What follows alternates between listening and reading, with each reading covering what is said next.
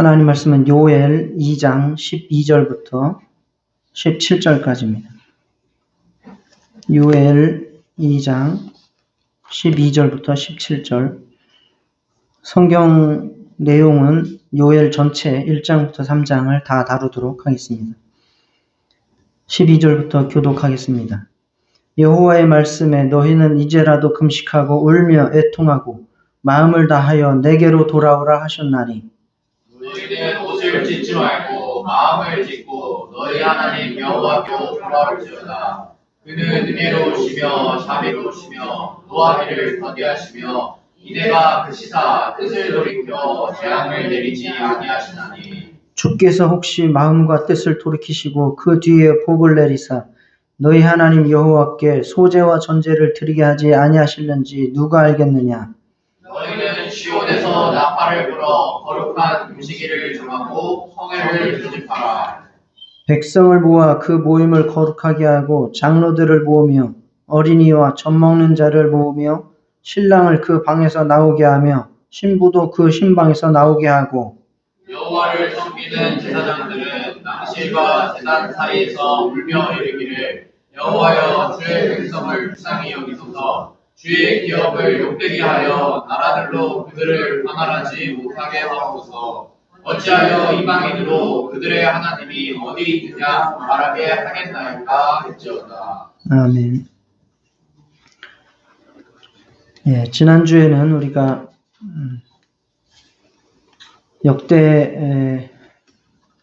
역대하 말씀으로 성전을 파괴하는 자 아합과 이세벨의 감은 남은 마지막 발악한 여인 아달랴를 살펴보았고, 그리고 그 가운데서 요아스라고 하는 왕자를 구조해서 성전에서 기르고, 그래서 다시 아달랴를 물리치고 성전을 보수하고 지켰던 여호야다와 여호세바 대제사장 부부와, 그리고 이어서 이제 다시 왕이 된 요아스, 그렇지만 그가 그 대제사장 부부 고모부가 죽었을 때에는 다시 우상숭배로 돌아가서 성전을 버린 그 사실을 우리가 살펴보았습니다. 오늘은 요엘 선지자의 기록, 요엘서를 살펴보겠습니다. 요엘 선지자를 오늘 살펴보는 이유는 이 요엘서가 기록이 바로 주전 830년경, 즉 요엘 선지자의 활동 시기가 주전 830년경 요아스 왕 초기이기 때문입니다. 그래서 이것과 연결을 해서 요엘서를 이해를 하는 것이 우리가 요엘서를 공부하는데 또 믿음을 갖는데 도움이 되기 때문에 요엘서를 살펴볼 것이고요.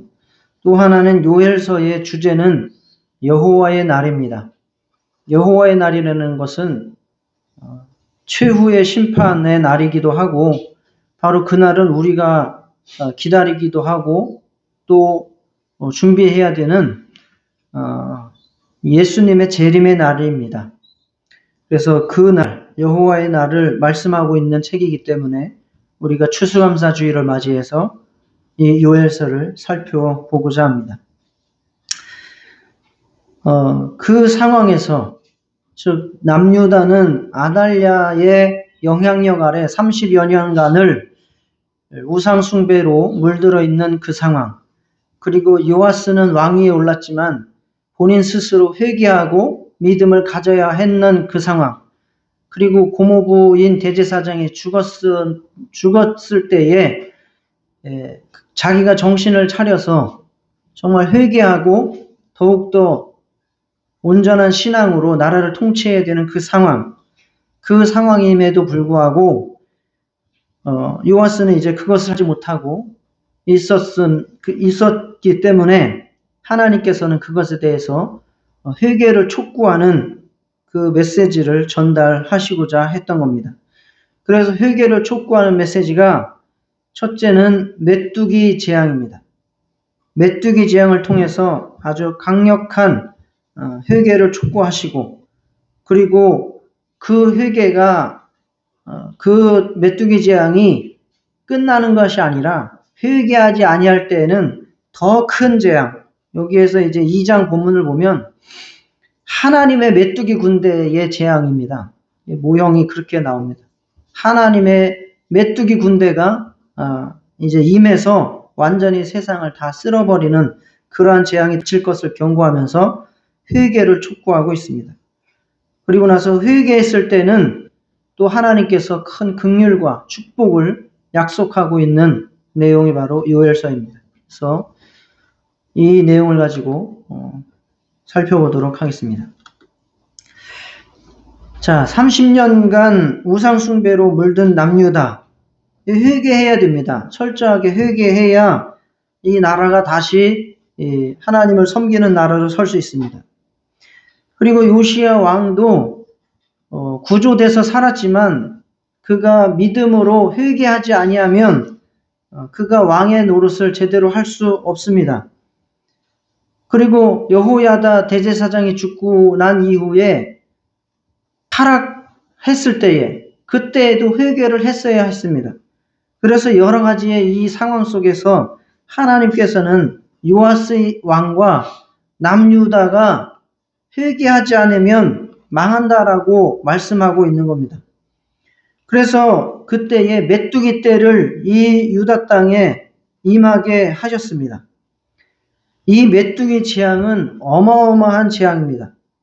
아주 처참했습니다.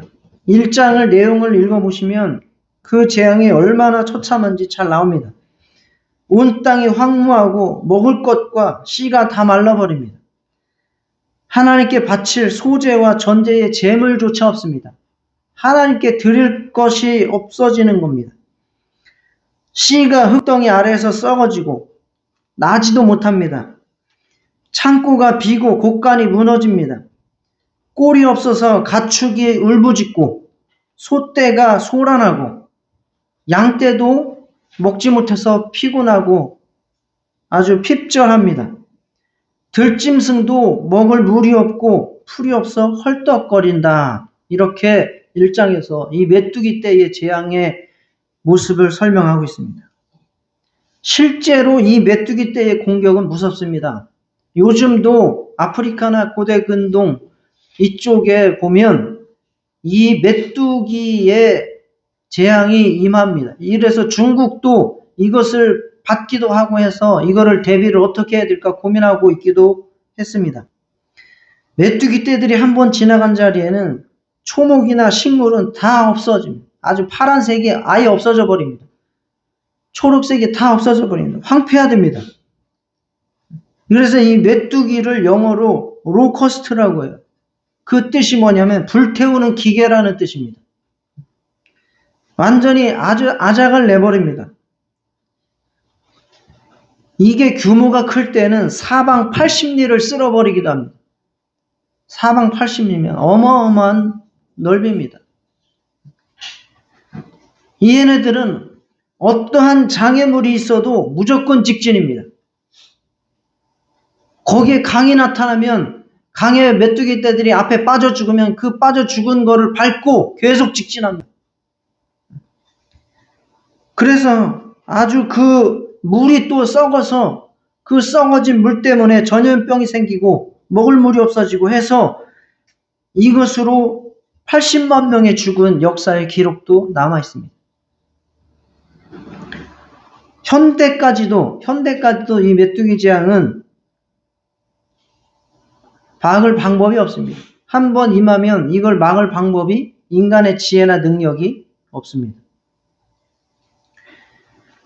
이러한 메뚜기 재앙을 통해서 요엘 선지자는 회개할 것을 선포하고 있습니다. 어떻게 회개하라고 말씀하시는가? 약혼 자가 죽었을 때처럼 슬퍼하라고 말씀합니다. 제사장들에게도 선포합니다. 하나님께 드릴 제물이 없음을 슬퍼하며 굵은 베옷을 굵은 배로 동이고 슬퍼하며 울라고 말씀합니다. 밤새도록 포복 절도하면서 울고 회개하라고 말씀합니다. 다 성경에 있는 거의 그대로 제가 본문을 쓴 거예요. 나중에 읽어보세요. 호복 절도하라. 금식일을 정하고 모든 제사장뿐만 아니라 주민들을 다 소집해서 금식하면서 하나님께 부르짖으면서 회개하라고 명령합니다. 자, 이렇게 남유다와 요아스 왕에게 하나님께서 회개하라는 의미로 메뚜기 재앙을 보내셨습니다.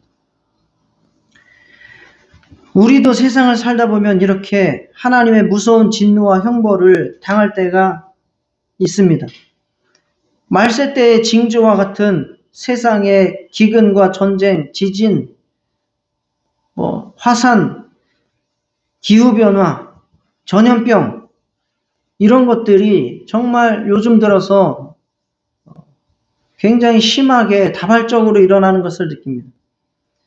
우리 개인 사회들도 각자가 어려움을 당합니다.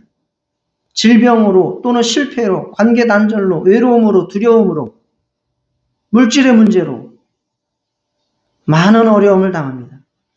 우리는 이런 것들을 통해서 하나님 앞에 회개하는 시간으로 먼저 하나님과의 관계를 돌아보고 정립하는 사인으로 받아들이시기를 축복합니다. 우리는 하나님을 바로 알아야 됩니다. 하나님은 사랑이 많으신 하나님이시지만 죄인들의 그 죄악조차도 사랑하시는 분은 아니라는 겁니다. 우리는 하나님 앞에 범죄한 것들을 겸손히 회개해야 합니다. 하나님보다 높아진 마음과 하나님보다 더 사랑하는 것들을 단호히 회개하고 버릴 수 있어야 합니다. 마귀의 종로로 타던 인생을 청산하고 하나님의 백성으로 성결해질 수 있기를 축복합니다. 남유다가 30년간 아달랴의 영향으로 바알과 아세라를 숭배했던 것들을 버리지 않으면 남유다에게는 희망이 없던 것처럼 우리가 일생 동안 지배받고 있던 죄악들에게 계속 머물러 있다면 우리의 인생도 더 이상 가망이 없다는 사실을 알고 회개할 수 있기를 축복합니다.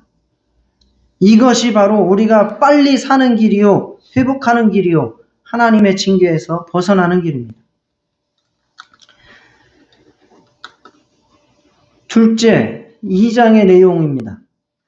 요엘 선지자는 이렇게 남유다에 임한 메뚜기 재앙이 끝이 아니라 시작에 불과하고 그냥 잠깐의 예표, 맛보기에 불과하다고 말씀하고 있습니다. 너희들이 회개하지 않으면 하나님의 메뚜기 군대가 공격해 온다라고 말씀합니다. 요만한 메뚜기들이 공격해 오는 게 아니라 하나님이 보내신 메뚜기 군대가 온다는 겁니다. 그 장면이 바로 2장 4절부터 10절에 잘 나옵니다. 어떻게 강력한 하나님의 메뚜기 군대가 오는지를 잘 말씀하고 있습니다. 그날은 가장 슬픈 날이요, 하나님께서 멸망시키는 날이라고 말씀하고 있습니다. 어둡고 캄캄한 날이요, 불이 모든 것을 태워버려 황폐하게 되며 피할 자가 아무도 없다고 말씀합니다. 요엘서를 꼭 한번 공부하시고 집에 가서 읽어보시기를 바랍니다. 19세기의 영적 지도자였던 푸세이라고 하는 분은 아랍 속담을 이용해서 메뚜기를 이렇게 묘사했습니다. 그 얼굴은 말의 얼굴과 같고 눈은 코끼리의 눈, 목은 황소의 목, 더듬이는 사슴의 뿔, 가슴은 사자의 가슴, 배는 전갈의 배, 날개는 독수리의 날개, 넓적다리는 낙타의 다리, 발은 타조의 발, 꼬리는 뱀과 같다. 우리가 메뚜기를 쉽게 생각해서 잡아서 거먹고 죽이고 하니까 우습게 생각을 할지 모르지만 그렇지 않다는 거예요. 이 세상에서 가장 강력한 동물들을 모아놓은 것과 같은 그러한 존재들이 마지막 날, 여호와의 날, 그날, 최후의 심판의 날에 우리에게 다가온다, 닥쳐서 우리를 파괴시킨다라고 말씀하고 있는 겁니다. 그날은 하나님이 보내신 메뚜기 군대가 진격하는 그날은 땅이 진동하며 이 세상 메뚜기들은 땅은 진동시키지 못할지 모릅니다. 그러나 하나님께서 보내신 그 메뚜기 군대는 땅을 진동시키고 하늘이 떨며 해와 달이 캄캄하여 별들이 빛을 거둔다고 말씀하고 있습니다. 이게 바로 세상의 종말이죠. 요엘 선지자는 그날이 이르기 전에 시온에서, 즉 예루살렘에서 나팔을 불어서 거룩한 금식을 정하고 성회를 소집해서 회개하라고 말씀합니다. 모여서 울라고 말씀합니다. 그러면서 기도의 내용까지 말해줍니다. 여호와여 주의 백성을 불쌍히 여기소서. 이게 제사장들에게 이렇게 기도하라고 가르쳐줍니다. 여호와여 주의 백성을 불쌍히 여기소서. 주의 소유인 백성이 이방인들에게 통치받는 수모를 당하지 않게 하소서. 이방인들이 그들의 하나님이 어디 있느냐 하면서 조롱하지 못하게 하소서. 예수 믿는 사람들이 제대로 믿지 못하고 회개하지 못하면 이렇게 조롱을 받고 마지막 날에 그들과 같이 지옥에 들어가는 불쌍한 꼴을 당할 수 있다라는 것을 말씀하고 있는 겁니다. 이 여호와의 두려운 심판의 날, 마지막 날, 아무도 당할 자 없고 피할 자도 없습니다. 우리가 겪었던 1장에 나타난 자연 메뚜기 재앙과는 비교할 수 없는 무섭고 영원한 심판이 임하는 것입니다. 다행스러운 것은 그날이 아직은 이르지 않았다는 것입니다.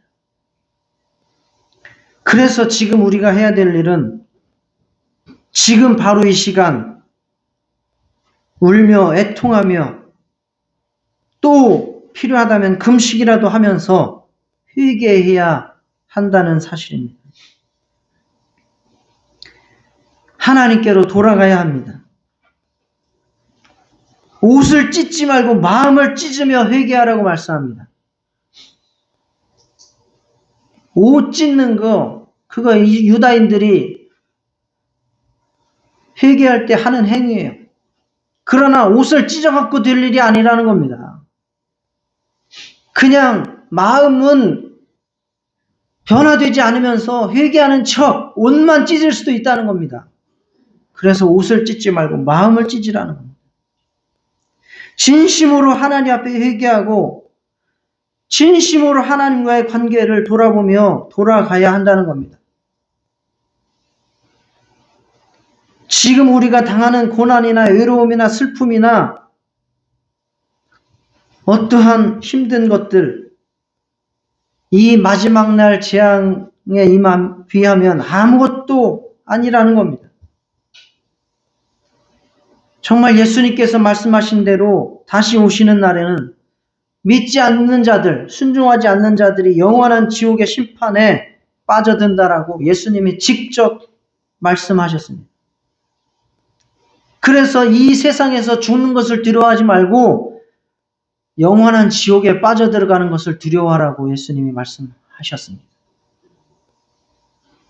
신앙과 회개가 형식적이 되지 않도록, 사람 앞에서 하는 것이 되지 않도록 마음을 찢고 회개하고 하나님 앞에 돌아가고 신앙생활 하시기를 축원합니다. 진심으로 하나님 앞에 회개할 때에 하나님은 은혜로우시며 자비로우시며 노하기를 더디하셔서 우리를 구원하시고 복을 내려주시고 다시 예배드릴 수 있는 소재와 전제를 허락하실 것이라고 요엘 선지자가 우리에게 말씀하고 있습니다.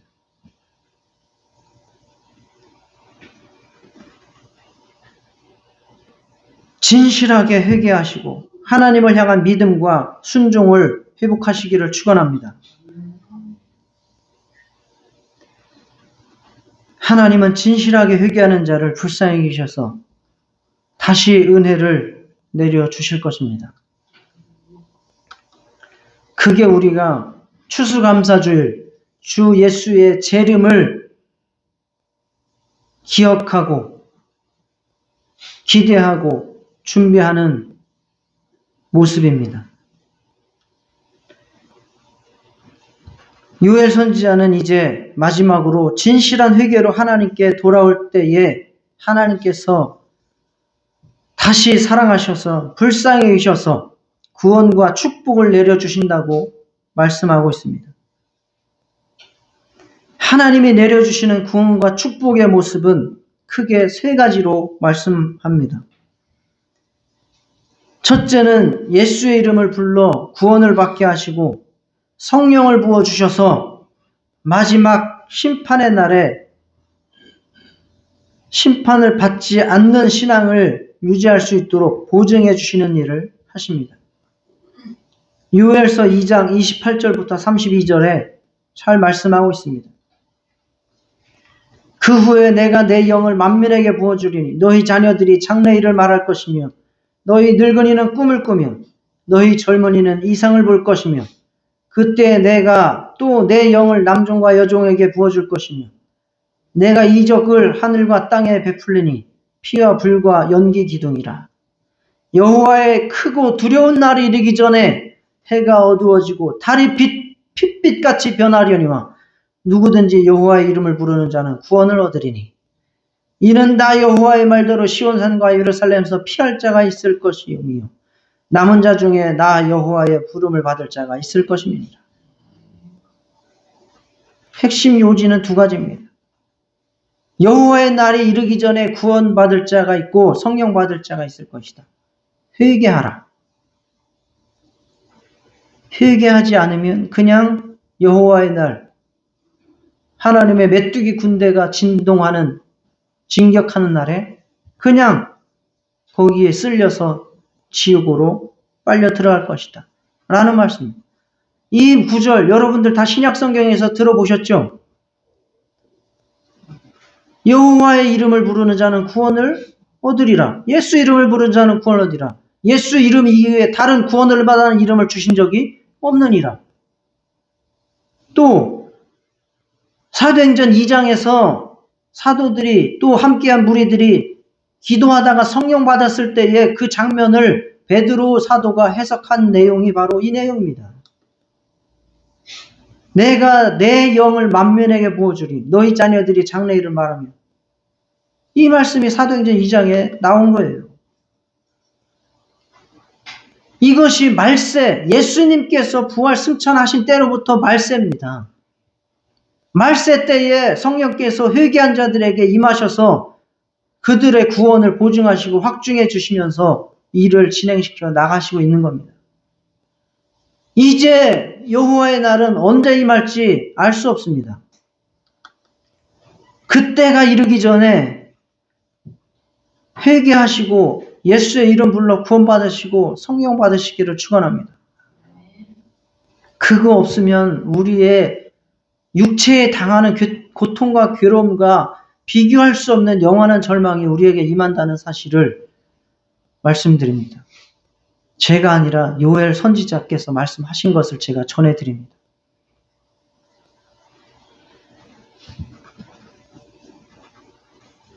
그래서 회개하면 이러한 축복이 우리에게 임합니다. 구원을 받고 성령 받게 됩니다. 그래서 우리는 하나님의 진리 예수 그리스도 그분의 말씀을 정확하게 분별하고 깨달으며 그 말씀을 증거하는 사역을 주님 오실 때까지 감당할 수 있는 축복을 누리게 됩니다. 온전히 회개하시고 구원받고 성령받아 예수의 증인되는 삶 사시기를 축복합니다. 둘째, 회개의 축복은 삶의 질이 회복된다라고 말씀합니다. 자, 메뚜기의 떼들이 사라질 것이라고 말씀합니다. 이른 비와 늦은 비를 적당하게 내려주셔서 의식주의 불편함이 없이 풍성하게 살 것이라고 말씀해 주십니다. 하나님이 우리의 하나님이 되셔서 우리 인생의 문제가 해결되고 풍요로운 상태가 되어 우리가 당하는 모든 어려움들이 해결될 것이다 라고 말씀해 주십니다. 기쁨과 즐거움을 회복시켜 주시고 마음의 평안을 주실 것이라고 회개한 자들을 향한 축복을 약속하고 있습니다. 우리가 여러 가지로 당하는 고통과 어려움 속에서 회개하고 하나님 앞에 은혜 받으시기를 바랍니다.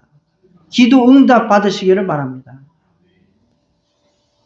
아직도 무언가 해결이 안 되고 있는 문제가 있다면 아직도 내가 하나님 앞에 불순종하는 게 뭐가 있는지를 돌아보시기 바랍니다. 그게 먼저예요. 예수님도 말씀하셨어요. 예수 믿는 자가 먹고 사는 일이 어려우면 있을 수가 없다. 왜? 먼저 하나님의 나라와 의를 구하면 이 모든 것을 너에게 더해 주신다고 했기 때문입니다. 내가 아직도 하나님 앞에서 의를 구하는 것이 부족하다는 것을 우리가 돌아보고 회개하고 정말 저는 여러분들의 모든 삶이 정말 윤택해지고 풍성해질 수 있기를 축복합니다. 그렇게 되도록 회개하고 하나님과의 관계를 다시 정립하시기를 축복합니다. 세 번째 하나님이 주시는 축복은 원수들에게, 즉 유다의 원수들을 말하는 원수들에게 심판으로 갚으시고 유다인들, 즉 예수 믿는 사람들은 영화롭게 해주신다라고 말씀하고 있습니다.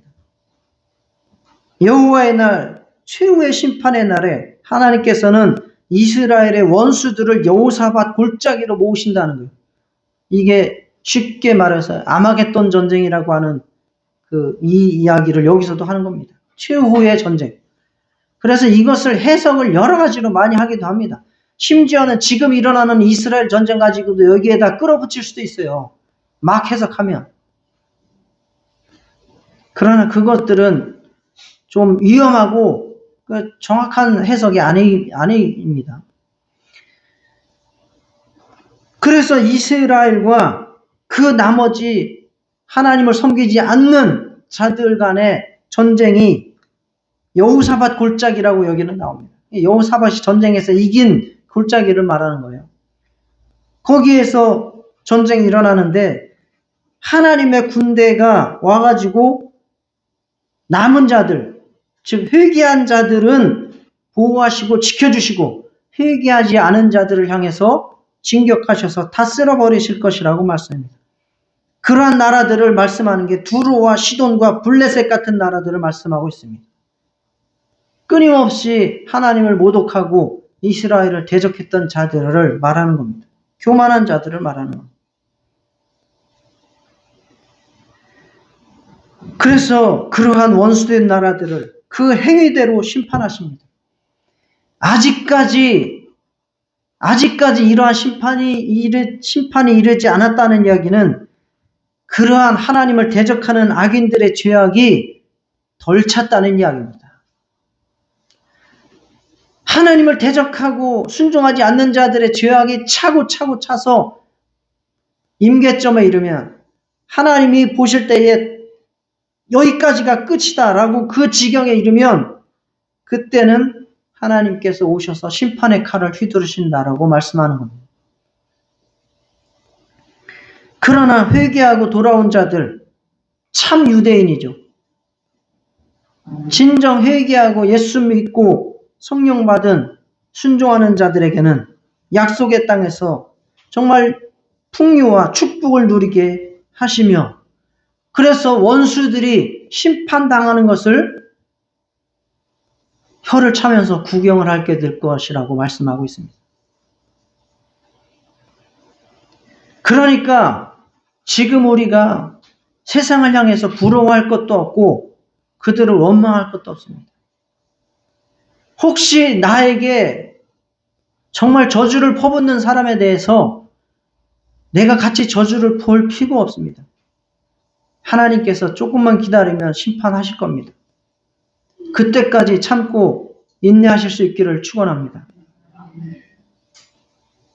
하나님의 심판은 더딘 것 같지만 더디지 않고 더딜지라도 완벽하게 이루신다는 사실을 믿으시기 바랍니다. 그래서 우리는 광야 같은 이 세상에서 정말 원수들이 나를 에워싸고 공격하는 이러한 세상에서 믿음의 연단과 시련을 인내로서 잘 통과하실 수 있기를 축복합니다. 그래서 우리들에게 약속하신 보상, 그것을 다 누리고 성취됨을 우리 모두 받으실 수 있기를 축복합니다. 믿음의 삶이 어렵고 고달프더라도 좌절하지 마시기를 바랍니다. 이것이 신약성경에서 계속해서 말씀해 주시는 똑같은 내용입니다. 인내해야 된다. 끝까지 이긴 자들에게 최후의 승리를 주실 것이며 풍요로운 것으로 보상해 주실 것이다. 그때의 원수들은 철저하게 파멸당하게 될 것이다. 그게 회개한 자들에게 주시는 세 번째 축복입니다. 하나님을 믿고 섬긴다고 하지만 마귀에 물든 육체의 본성의 지배로 하나님을 서운하게 하고 슬프시게 한 나의 삶을 되돌아보며 회개하는 예배 되시기를 축복합니다. 환경을 통해 말씀을 통해 깨닫게 하시는 회개 촉구에 진실한 회개로 응답하시기를 바랍니다. 회개를 통해서 묵은 문제를 해결받고 기도의 응답의 축복을 받으시기를 바랍니다. 정말 예수의 이름과 성령의 충만함으로 이 세상을 승리하며 최후 승리 얻으실 수 있기를 축원합니다. 주님의 재림을 기다리며 성령 충만하도록 회개하는 추수감사주일 되시기를 축원합니다.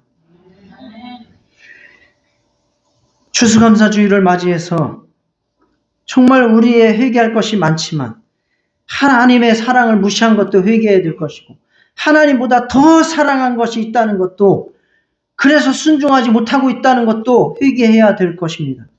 그 중에서 추수감사주일을 맞이해서 회개할 제목을 드리는 것은 올 한 해 살면서 원망, 불평, 미움, 증오로 살아온 삶을 회개하시기를 바랍니다. 원망, 불평, 믿음, 증오는 하나님을 믿지 않는 사람들의 마음이고 태도입니다. 하나님을 믿는 사람은 어떠한 순간에서도 나를 돌아보며 회개할 뿐이고 하나님 앞에 감사할 뿐입니다. 이것이 없었다는 것은 내가 믿음이 없이 올해를 살아왔다는 사실을 증거하는 것입니다. 열나병 환자가 예수님 앞에 나왔을 때 예수님께서는 열나병 환자 그들을 고쳐주시고 난 이후에 제사장에 가서 몸을 보이라고 하지 않으셨습니다. 고쳐주지 않은 상태에서 그냥 가서 제사장에게 몸을 보이라고 했습니다. 그런데 열나병 환자가 가다가 고쳐진 것을 알게 됐고 그래서 제사장한테 보였습니다. 그러나 그 중에서 예수님께 돌아와서 감사를 고백한 사람은 몇 명입니까? 한 명입니다. 우리가 지금 여기에 17명, 20명 가까이 예배를 드리고 있지만 진짜 믿음 가지고 하나님 앞에 살아가는 사람은 한두 명일지도 모른다는 얘기예요. 그 증거가 무엇이냐? 불평, 원망, 미움, 증오 그 삶을 살고 있느냐? 아니면 회개와 감사의 삶을 살고 있느냐? 그 차이입니다. 이거 장난하는 말이 아니고 정말 진심으로 여러분의 심령을 돌아보시면서 회개하시기를 촉구하는 겁니다. 사람의 경험과 기억은 달라요. 똑같은 경험을 했다고 해서 나중에 그 경험에 대해서 기억이 똑같은 줄 아세요? 아닙니다. 그게 경험적 자아와 기억적 자아라고 하는 건데 기억적 자아는 자기가 어떠한 경험에 대해서 충격을 받고 해석을 하고 분석을 하면서 다르게 그것에 대해서 인지하고 있는 거예요. 거기에 여러분의 믿음이 끼어들어가서 여러분의 경험을 하나님 앞에 감사의 기억으로, 회개의 기억으로 바꾸는 역사가 여러분에게 오늘 있어서해진다는 겁니다. 경험은 똑같이 해요. 힘들고 어렵고 불편하고 슬프고 외롭고 좌절하고 죽고 싶은 경험 똑같이 할 수 있어요. 그러나 믿음 있는 사람은 거기에서 하나님으로 말미암아 다르게 기억을 한다니까요. 아, 그것도 감사한 일이었네요. 그것도 제가 회개해야 될 일이었네요. 아, 이제 보니 감사합니다. 그래서 다 감사의 기억으로, 나를 돌이킬 기억으로 바꾸시는 역사가 오늘 있으시기를 축원합니다. 이 시간 같이 회개하시겠습니다. 정말 마귀에 물든 육체의 본성으로 살아온 인생, 아직도 불평과 원망과 저주와 미움과 증오로 살아온 인생, 이 상태로는 내가 마지막 날 치유의 심판에 그날을 피할 수 없습니다. 회개합니다. 눈물을 흘려 회개합니다. 하나님, 저에게 믿음으로 온전한 감사와 회개의 기억으로 바꿔주시옵소서. 다 같이 기도하시겠습니다. 예수여, 하나님 아버지, 역사하여 주시옵소서.